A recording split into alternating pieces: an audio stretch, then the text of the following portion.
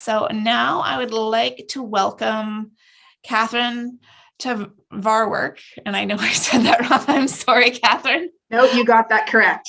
Oh, did I? Oh, yeah, Tevaarwerk, that's correct. Awesome. All right, so you're taking center stage and giving us more information about improving fluency using nonfiction text. So I'm excited for your presentation and learning more. Okay, I'm just going to start my screen share. Let's see. Oh, that's it right there. Okay, let's see. Okay, can you see that? All good? All right. Yeah, we're good. Excellent. Okay, thank you. All right, so good morning, everybody. I would like to start by acknowledging that I am fortunate to live, learn, and play on the traditional territories of the Lekwungen. The bay in the picture is about a block away from my house, and I go there almost every day. It was the site of a village, a village of Sengeka, for some 8,000 years. And if you go down to the beach, it's not uncommon to still find projectile points on the beach, and some of those are nearly 3,000 years old. Thank you for joining us today and taking time from your summer holidays to do some professional development. My name is Katherine Tevaarwerk, and I'm going to spend the next 30 minutes talking about fluency instruction and how I use some simple routines with nonfiction text to improve fluency in my combined grade 2-3 class.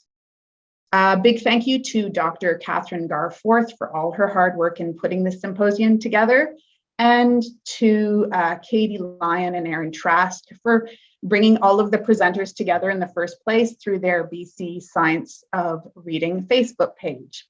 A bit about me: I am a grade 2-3 teacher in Victoria in my 20th year of teaching. I have a master's in educational psychology from the University of Victoria, which is where I first read the report of the National Reading Panel and learned about the 5 components of reading. So namely phonemic awareness, phonics, fluency, vocabulary, and comprehension. This document really helped me understand what was important in reading instruction and why. But at the time that I read it, which was, I guess, 2003, the resources and support for implementing the recommendations were not readily available. Over the past few years, I've been immersing myself in the wealth of articles and books and webinars and podcasts that have emerged, and it has really reinvigorated my teaching practices. For those of you who are opting for the certified educational credits, your code word is nonfiction, and I will post the QR code a little bit later in the presentation. So what is fluency? There are a lot of different definitions, but one that I think sums it up nicely is by Jan Hasbrook and Deborah Glazer from their 2019 book, Reading Fluency. Reading fluency is a reasonably accurate reading at an appropriate rate with suitable expression that leads to accurate and deep comprehension and motivation to read. So let's break that down a bit into its component parts and look at what that means. Reasonably accurate. This was considered the most important aspect of fluency by Hasbrook and Glazer. In order to maintain comprehension in the reader, they suggest that accuracy in independent reading should be above 95%. Less than that, and comprehension begins to break down. Appropriate rate. An appropriate rate is neither too fast nor too slow. Hasbrook and Tyndall have been developing fluency norms since 1992. They looked at the reading rate of millions of students to determine what an average rate would be, and then made recommendations accordingly. So on the right here, we have an example of the grades 1-3 section of their norms. Hasbrook recommends that teachers should aim for students to be at about the 50th percentile, which she says is sufficiently fast. So for instance, the rate to aim for at the end of grade 2 would be 100 correct words per minute. And at the end of grade 3, the rate to aim for would be 112 correct words per minute. And finally, suitable expression. What do we mean by that? It means that it should sound like speech. not choppy, not robotic, and there should be appropriate pauses and intonation. Why is fluency important? Well, the National Reading Panel identified it as one of the 5 essential components needed for skilled reading. It's sometimes described as a bridge between decoding and comprehension, or a doorway to comprehension. What we know is that fluency improves comprehension. As readers become more fluent, they have more cognitive attention to focus on meaning, as they are not having to focus as much on the words. Conversely, weak fluency is associated with difficulties with reading comprehension. So students whose reading is inaccurate or slow or choppy, or it's just lacking expression, can really have difficulty understanding what they read. Why did I decide fluency instruction was important for my students? And why did I choose the type of instruction that I used? There were several factors, and I'm just going to list them here, and then I'm going to go into more detail for each afterwards. Well, first of all, there was the assessment of need.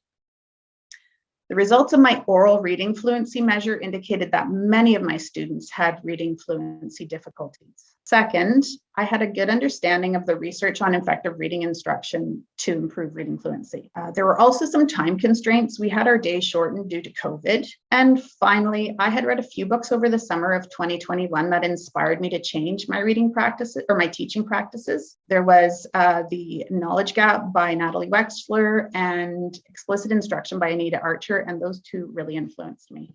Let's have a look at that first one, which was assessment. The assessment that I used in my classroom, or that I use in my classroom, is DIBELS. I know that some of the other presenters have talked about it as well. I'm going to go into a little bit more detail about it. So DIBELS stands for the Dynamic Indicators of Basic Early Literacy Skills. It was developed at the University of Oregon and was based on other measures and research going back to the 1970s. It's freely available and has been thoroughly researched. The developers use data from tens of thousands of students' scores to periodically refine their assessments and update their benchmark goals. And the benchmark goals are the scores below which a student is considered to be at risk of reading difficulties. The Oral Reading Fluency Measure, or ORF, is a 1-minute test of reading fluency. Students read for 1 minute, and then I calculate the number of words read correctly and the accuracy rate. So on the right here, we have an example of the mid-year ORF assessment for grade 2. This is what the teacher uses for scoring. The student is just presented with the text. Now, the ORF is not the only measure that I use. I also use a comprehension measure with all the students in the class, which is also part of DIBELS. And for those students whose ORF results put them at risk, I also administer a nonsense word fluency, a phonemic awareness assessment, and a phonics screener. I know it sounds like a lot, but all of this takes considerably less time than the PM benchmark running records used to take me, and I get much better information from these assessments. So the results of the ORF indicated that about 1/3 of my class scored below the benchmark in terms of reading rate and accuracy. So further assessment indicated that those students were in need of a decoding intervention. The rest of the class scored in the average range in terms of correct words per minute, but about half the class were below 95% for accuracy. And I also noticed a lot of disfluent behavior, things like students losing their place, where I'd have to help them find it. Students would skip a line and they wouldn't notice it. There were a lot of students whose reading was really choppy. Students would read the same section of a sentence several times. Quite a number of students completely ignored the punctuation. Some of them would just stop at the end of every line, regardless of punctuation. And others would do this thing that I've seen a few times. I had a couple in my class last year where they just take a big breath at the beginning of the reading and then read at top speed, despite my instruction that accuracy was more important than speed. They would ignore all punctuation and then run at a breath halfway through a sentence and have to stop. And so they would run out halfway and they go, and have to take a big breath and then start again, reading at top speed. And then, of course, I have some students whose reading was really monotone or kind of robotic. So I've determined that there's a need to work on fluency. What do I do about it? Well, I knew from previous reading of the literature that repeated oral reading has been shown to improve fluency and overall reading achievement, and that it's been heavily researched, including several meta-analyses. Repeated reading just simply means reading the same text several times, but of course, there are routines to put into place for this. Repeated reading includes practices such as choral reading, where the teacher and class all read together out loud from the same text, with the teacher setting the pace and modeling fluent reading. Partner reading is strategic partnering of students who take turns reading the same text. Other effective reading practices include readers' theater,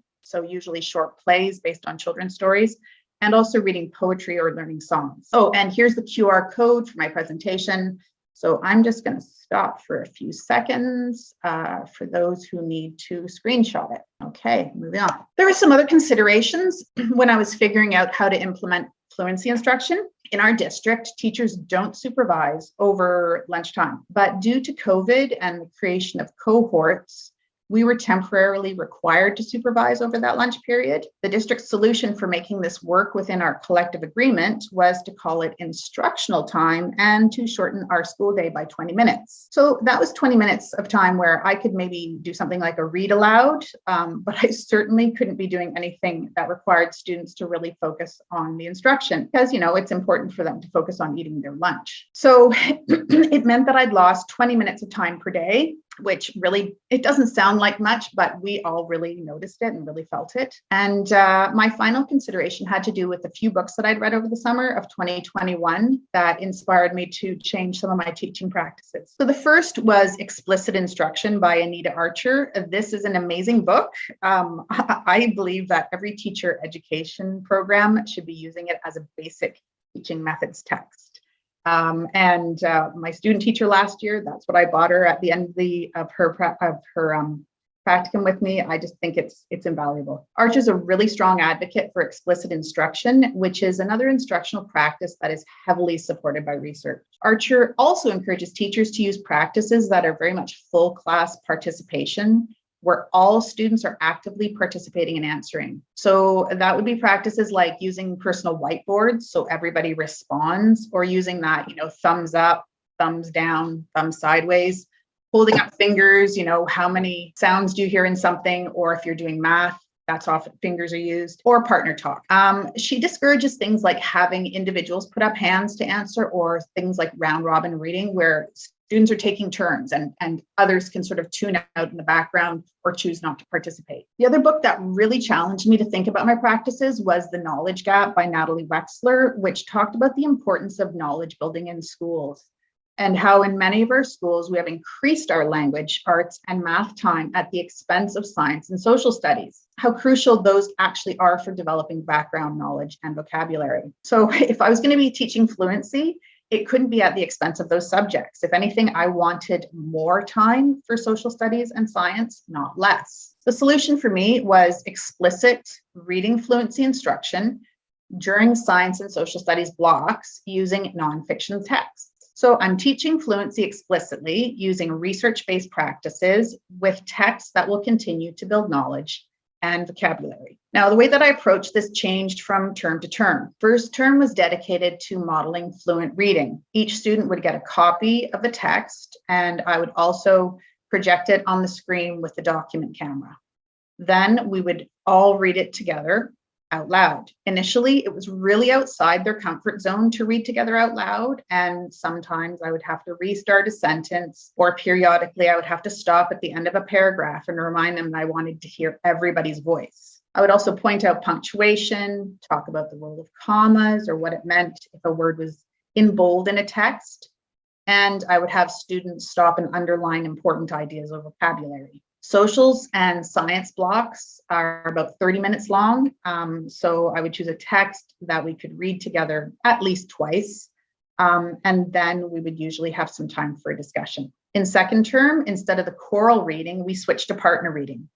At this point in the year, the at-risk readers had some intervention from me and were starting to be able to tackle some slightly more complex text. A few still really needed a lot of support, but I felt that the choral reading wasn't enough. With masks and me concentrating on reading, I really couldn't tell who was participating and who wasn't. So we switched to partner reading. I also had drama once a week for 20 minutes, and we started readers' theater. With the Readers Theatre, I would talk to them about timing, expression, being a good group member, and we modeled what that looked like. And then the students would practice their stories with their groups and present them to the whole class. In third term, we continue with the partner reading as before. And the only change that I really made for fluency instruction was that we started doing some Robert Munch stories for Readers Theatre, and that really allowed the students to express themselves, with his kind of over-the-top silliness in his stories. I also decided to have the students present with puppets, because some of the students, even those who were good readers, kind of hid behind their scripts and barely squeaked out their lines when they had to stand up and present in front of the class. By using the puppet theater, it kind of allowed them to hide but still perform, and it really made a big difference. Right, so let's have a look at the actual partner reading routine. It was really simple, and it's pretty much how it went every single time. So read the text on your own for 5 minutes. If you get to the end, go back to the beginning and start again. For the next 5 minutes, read with your partner. You each read one sentence. If your partner doesn't know a word, wait 3 seconds and then tell them the word. If you get to the end, discuss the questions at the end of the text or go back and underline important vocabulary words. Third time, we all read the text together. We stop to discuss new vocabulary words and underline important ideas. So on the left there, you have an example of the type of text that I might have read that might have the students read. Students would have a text with about this many words per page, but it would be probably 3 to 4 pages long. And you notice it's an extract from Core Knowledge Science. I used a lot of the Core Knowledge Science student reader texts because of their not too complex for that grade level, and also because they are freely available. So after 5 minutes or so, I would sound my chime and indicate that what we were to do next. And I say 5 minutes, but it wasn't always exactly 5. I would keep an eye on where everybody was and then, excuse me, sound the chime when most students had read the text once independently. But when it came to the partner reading, I always waited until all the partners had read the entire text.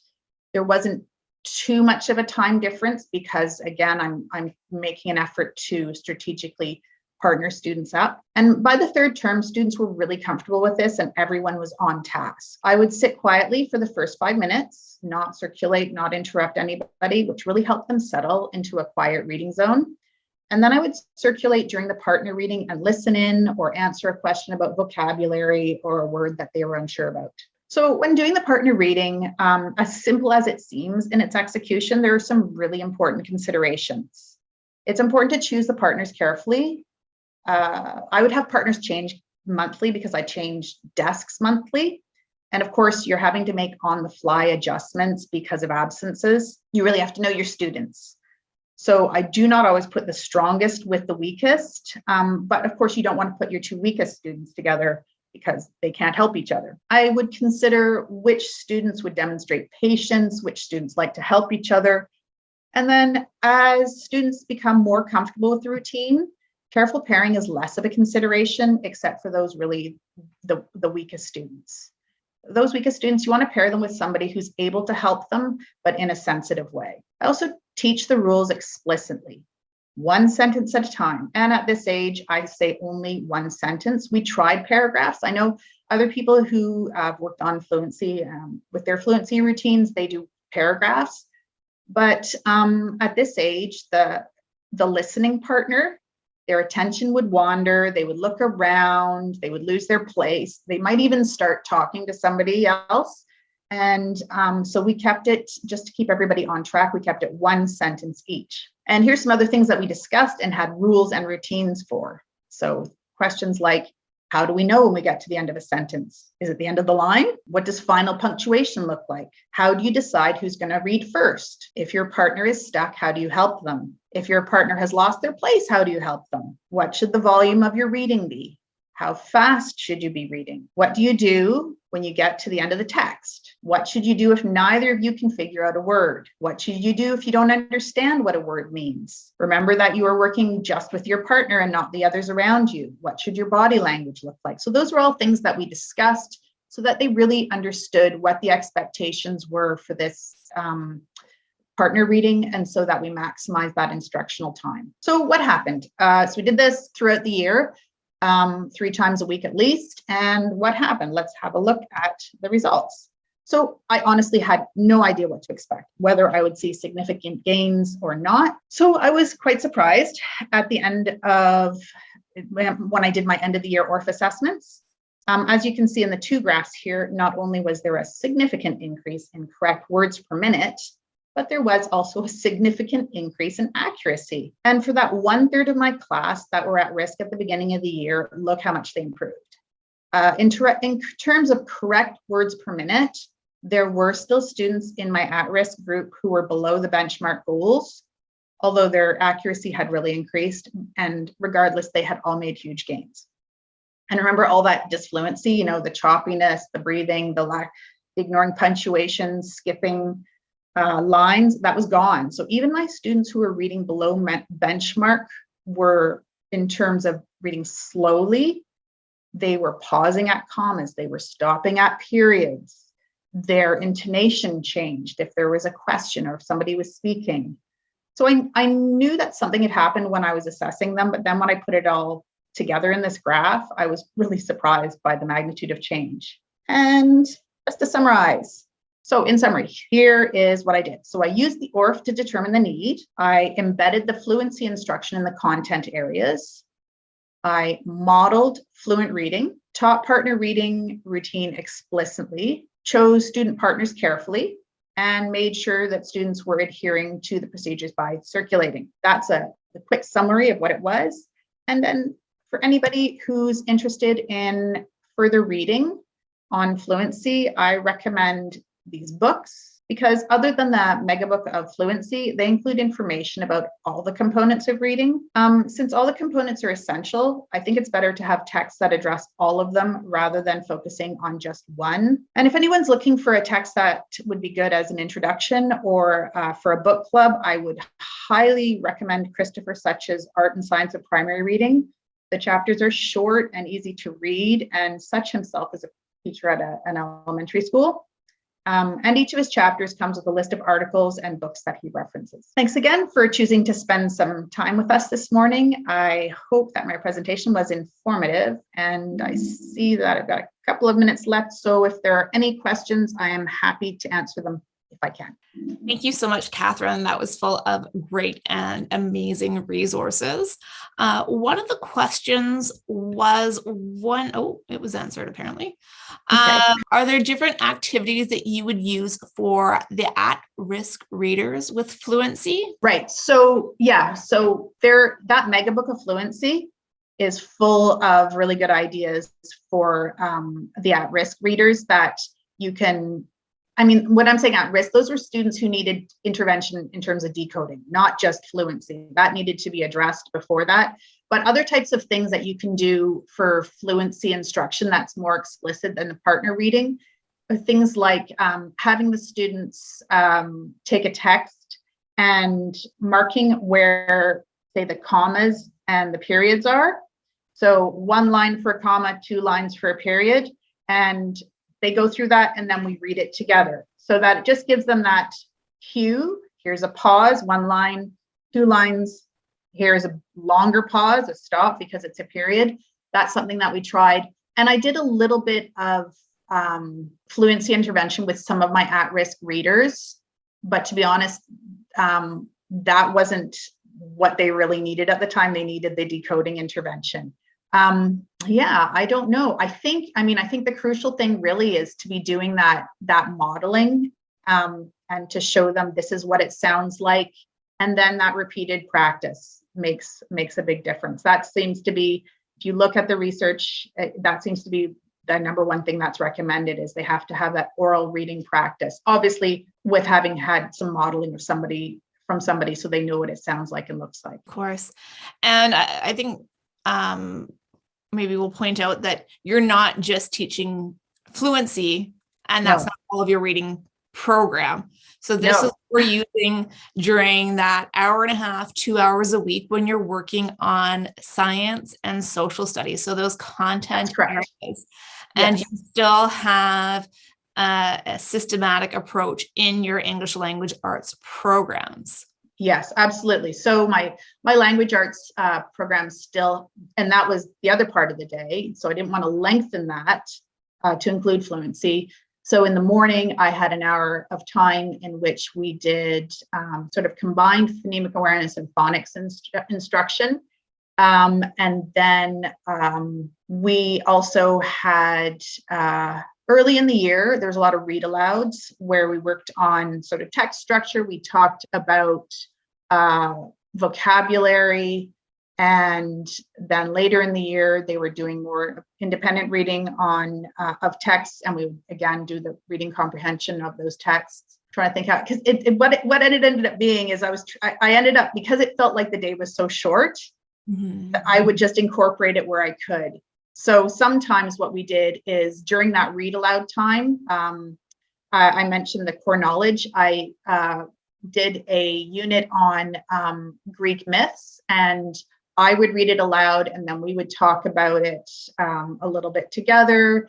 And we did some explicit vocabulary instruction around that. We did that for a few different units. Yeah, of course. And as you start working with older students and in poetry lessons, that's a great opportunity to do that repeated reading, and you can practice different expression. I know when I was in my teacher education program, there was the Scholastic Fair, and there was this amazing book all about poetry and how you read poetry. And it's like, stretching your lips, getting them ready, and just making it really fun and exciting. So they're not really focusing on the fact that they're reading poetry, right? Or they're reading something several times. They're trying to do it differently every time. And that's where we get the expression and the prosody involved in that fluency aspect, which is so important. Yes, absolutely. One of the things, I was listening to a podcast recently where Tim Brzezinski was talking about fluency. He's one of the authors of that mega book of fluency.